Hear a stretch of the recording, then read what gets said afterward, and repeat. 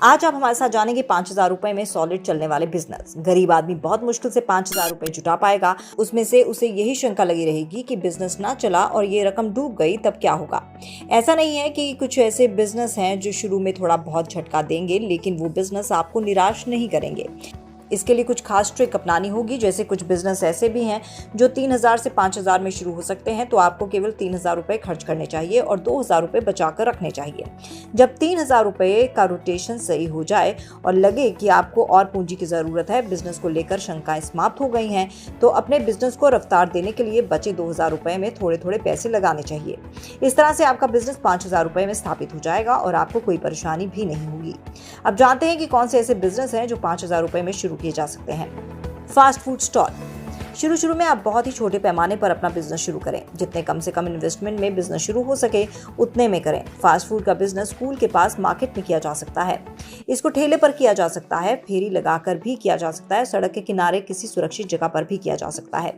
इसमें आप अपने इलाके के लोगों की मनपसंद खाने की चीजें बना सकते हैं। चने की चाट, ब्रेड पकौड़ा, मैगी मसाला, पूरी सब्जी, रायता, समोसा, चाउमीन, बड़ा पाव, इडली सांभर, गोलगप्पे आदि का कारोबार शुरू कर सकते हैं। ये सारे काम 5,000 से कम में शुरू हो सकते हैं। पापड़, अचार, वड़ी। ये एक ऐसा बिजनेस है जो घर से ही शुरू किया जा सकता है। इस काम के लिए आपको ना तो किसी तरह की ट्रेनिंग की जरूरत है और ना ही एक मुश्त 5,000 रुपए खर्च करने की।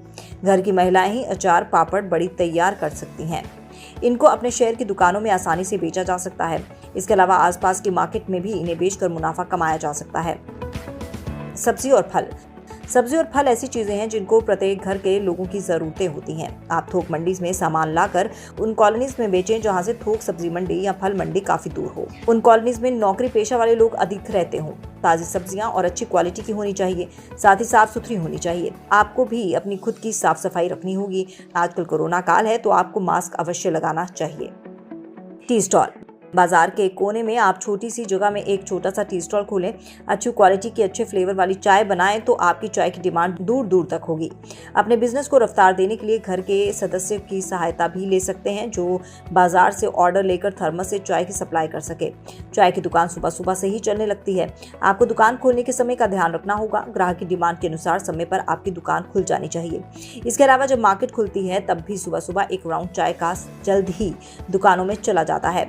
उसके बाद दोपहर और शाम तक 2-2 राउंड भी चाय के लग जाते हैं तथा मेहमान आने पर चाय कितनी बार हो जाए उनकी तो गिनती ही नहीं है। इस तरह की डिमांड आती है तो आपका बिजनेस अच्छी तरह से चल जाएगा। काफी मुनाफा भी होगा। ये काम 5,000 रुपए से कम में ही चल जाएगा।